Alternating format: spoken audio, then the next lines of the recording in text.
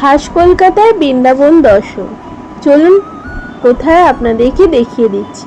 Dakshineswar station থেকে বা Dakshineswar metro station থেকে ঠিক 5 মিনিটের ব্যবধানে আপনারা রিক্সা বা টোটো করে পৌঁছে যেতে পারেন গঙ্গার ধারে অবস্থিত এই কাঠিয়া বাবার আশ্রমে।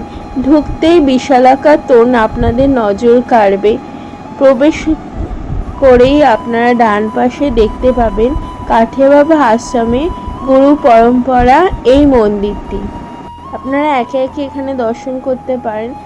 ভগবান শ্রীকৃষ্ণের গোবর্ধন পর্বত 1 আঙ্গুলে তুলে নেওয়া থেকে শুরু করে এখানে রাধা কৃষ্ণের রাসযাত্রা এবং ঝুলন যাত্রার কিছু দৃশ্য, শ্রীকৃষ্ণ লীলার বিভিন্ন দৃশ্য এখানে আপনারা দেখতে পাবেন।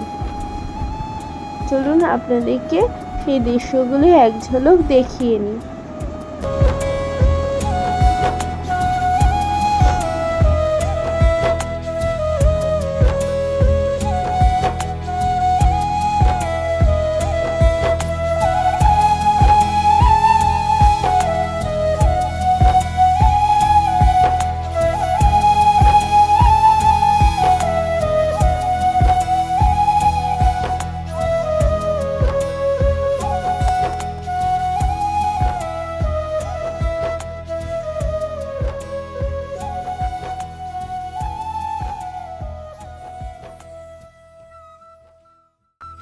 এখানে আপনারা কুরুক্ষেত্রের যুদ্ধের কিছু দৃশ্য দেখতে পাবেন।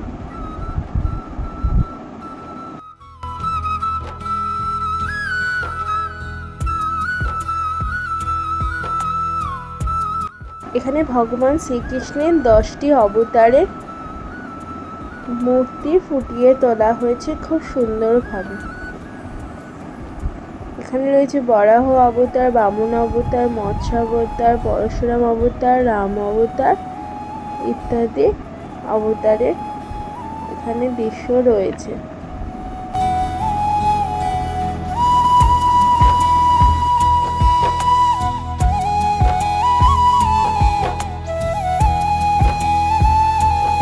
শুধু এখানেই শেষ নয়, তৈরি করা হয়েছে দেবাদিদেব মহাদেব, মা বৈষ্ণব দেবী, গণপতি বাপ্পা, বজরংবলী এনাদের বিশালাকার মূর্তিগুলি দেখতে পাবেন। মূল মন্দিরের ভেতরতেই কথা অনবদ্য, যেহেতু এখানে মূল মন্দিরের ভেতরে ক্যামেরা অ্যালাউ না, তাই সেখানে ছবি আপনাদেরকে দেখাতে পারছি না। এই মন্দিরটিতে আপনারা একদিন ঘুরে আসতেই পারেন, খুবই ভালো লাগবে দেখে। এই মন্দিরটি খোলা থাকে বিকেল 5:30 থেকে সন্ধ্যে 7:30 পর্যন্ত।